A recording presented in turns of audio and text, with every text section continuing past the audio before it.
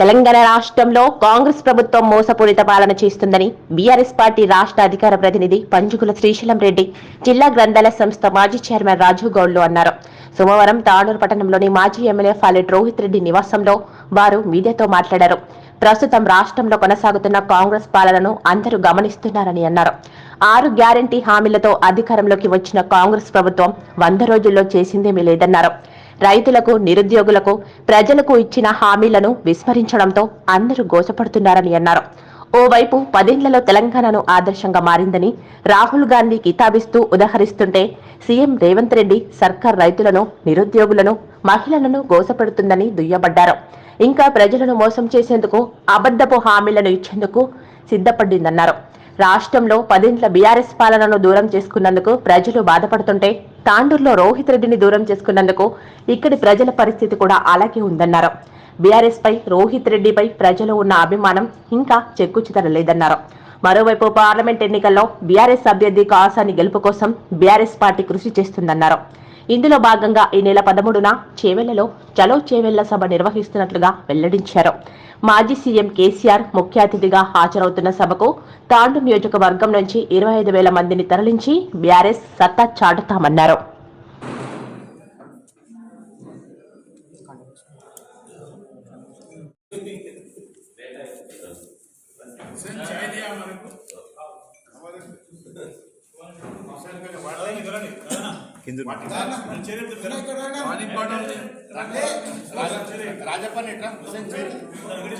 ఇంతవరకు కూడా ఒక్క హామీని కూడా నెరవేరని పాపం. అలాంటిది ఈరోజు రాష్ట్రంలో ఏదైతే మేనిఫెస్టోలో పెట్టిన ఉన్నాయో, మేనిఫెస్టోలో పెట్టిన ఏ ఒక్క హామీని కూడా ఈరోజు కాంగ్రెస్ చేయలేదు. దానికి తోడుగా ఈరోజు కేసీఆర్ కూడా పొలం పాట తీసుకోవడం జరిగింది. ఆ పొలం పాటలో మంచి స్పందన వచ్చింది ప్రజల్లో కూడా. ఈరోజు ప్రజల్లో మళ్ళీ కేసీఆర్ గారు కావాలి, కేసీఆర్ రావాలి అంటున్నది. అదేవిధంగా ఎందుకంటే మనం ముందు ఏది మేనిఫెస్టోలో ఏదైతే పెట్టిరో వాళ్ళు అవి అమలు కావాలంటే మనకు పార్లమెంట్లో అత్యధిక ఎంపీ సీట్లు గెలవాలి. ఆ ఎంపీ సీట్లు గెలిస్తే మాత్రం మనం మెడల్ వచ్చి మనం మేనిఫెస్టోలో ఉన్నాం అని ఒక అన్నింటినీ కూడా మనం నెరవేర్చుకోవచ్చు మేనిఫెస్టోలో పెట్టిన హామీలన్నీ. కాబట్టి మనం ప్రతి ఒక్కరం కూడా బీఆర్ఎస్ పార్టీకి గెలిపించుకొని బీఆర్ఎస్ పార్టీని ముందుకు తీసుకుపోవాలి. ఎందుకంటే ఈరోజు ఈ కాంగ్రెస్ గవర్నమెంట్ చేస్తుందో అది పూర్తి ప్రజా వ్యతిరేక పరిపాలన. దాన్ని మనం కొట్టాలంటే ఖచ్చితంగా బీఆర్ఎస్ కేసీఆర్ గారే కొట్టగలుగుతాం. 10 సంవత్సరాల లోపల ఇచ్చిన హామీలను ప్రజలకు తూచా తప్పకుండా 10 సంవత్సరాల్లో తూచా తప్పకుండా హామీలను నెరవేర్చిండు. ఇప్పుడున్న కాంగ్రెస్ గవర్నమెంట్ 4 నెలలు సుమారు 4 నెలలు అవుతుంది. ఇచ్చిన 6 గ్యారెంటీలను కూడా సక్రమంగా అమలు చేయలేకపోతుంది. అసెంబ్లీ తర్వాత లోక్సభ ప్రచారంలో భాగంగా చేవెళ్లకు వస్తున్న ఈ నెల 13వ తారీఖు వస్తున్న మాజీ ముఖ్యమంత్రి వర్యులు కేసీఆర్ గారి మీటింగు కాన్స్టిట్యున్సీ తాండూరు కాన్స్టిట్యున్సీ నుంచి పైలట్ రోహిత్ రెడ్డి గారి ఆధ్వర్యంలో పెద్దలు చెప్పినట్టు 20 నుంచి 25,000 మందిని జన సమీకరణ చేస్తున్నాము. ఎందుకంటే ఈ 4 నెలల లోపలనే జనాలకు కాంగ్రెస్ గవర్నమెంట్ మీద విసుకొచ్చింది. వచ్చిన హామీలు ఏ ఒక్క హామీ కూడా నెరవేర్చలేకపోతున్నారు.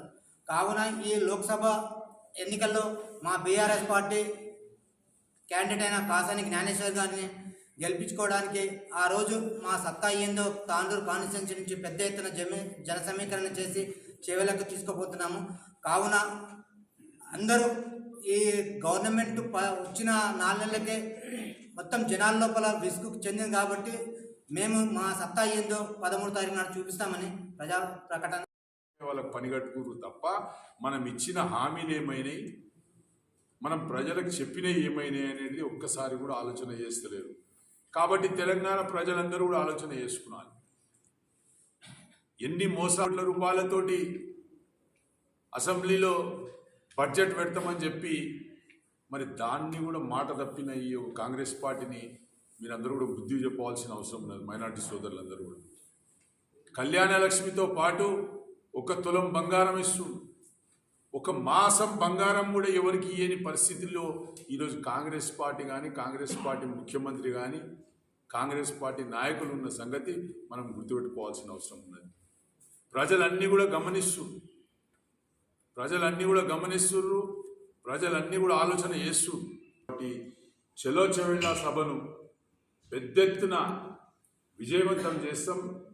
కేసీఆర్ గారు ఇచ్చే సందేశాన్ని ప్రజలలో తీసుకువెళ్తాం. ఖచ్చితంగా చేవెళ్ళ పార్లమెంట్లో టీఆర్ఎస్ జెండా ఎగిరే విధంగా ప్రయత్నం చేస్తాం. మరి మీకు తెలుసు,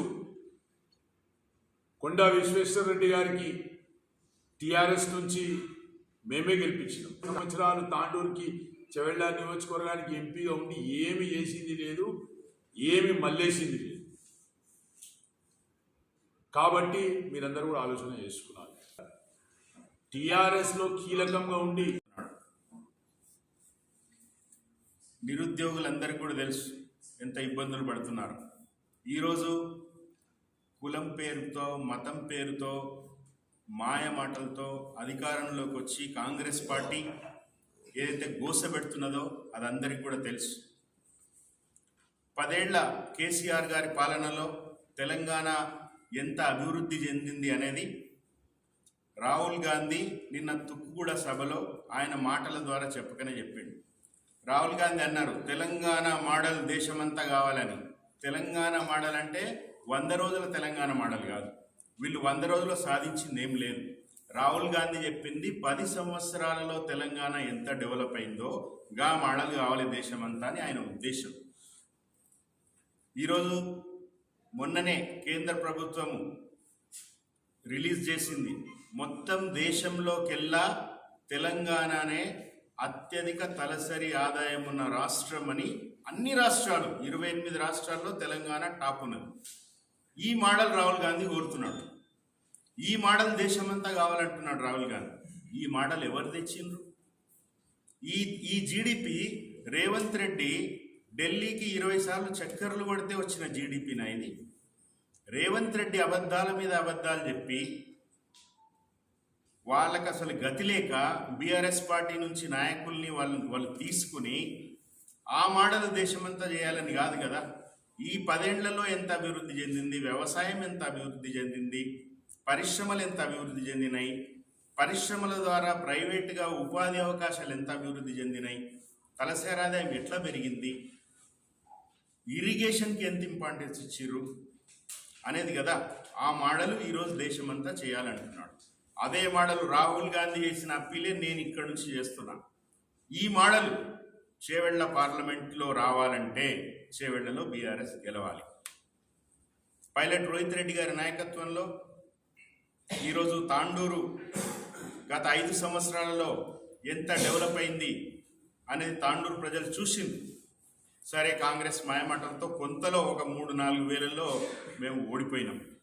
కానీ తెలంగాణలో, మొత్తం తెలంగాణలో తాండూరు అప్పటి సీఎం దగ్గర రోహిత్ రెడ్డి పరపతి, ఆయన తీసుకొచ్చిన నిధులు, డెవలప్మెంటు పాత్రికేయ మిత్రులే కాదు, ఇది చూస్తున్నా, ఇది వింటున్నా, రేపు ఇది పేపర్లో చదివే మొత్తం తాండూరు ప్రజలందరికీ కూడా తెలుసు. ఎట్లా అయితే ఈరోజు కేసీఆర్ గారు పొలాల బాట పడితే ఆయన వెనకాల నీళ్లు వస్తూ ఉన్నాయో, ఏ కాళేశ్వరం అయితే కుంగిపోయిందన్నారో, ఏ మేడిగడ్డ అయితే మునిగిపోయిందన్నారో, ఈరోజు కేసీఆర్ వస్తున్నాడని నీళ్లు వదులుతున్న రేవంత్ రెడ్డి గవర్నమెంట్. అంటే ఇన్ని రోజులు పంటలు ఎండిపోతున్నా కూడా కేసీఆర్ని బదనాం చేయాలన్న ఉద్దేశంతో నీళ్ళు ఇయ్యలే. అంటే కేసీఆర్ మీద కోపంతో రైతులను గోసబెట్టిండు రేవంత్ రెడ్డి. ఇది రైతులు గమనించాలి. పంటలు ఎండిపోయిన షేర్ చేయండి, కోసం ఛానల్ ని సబ్స్క్రైబ్ చేయండి. అలాగే ఇక్కడ ఉండే ఈ గంట సింబల్ ని క్లిక్ చేయండి.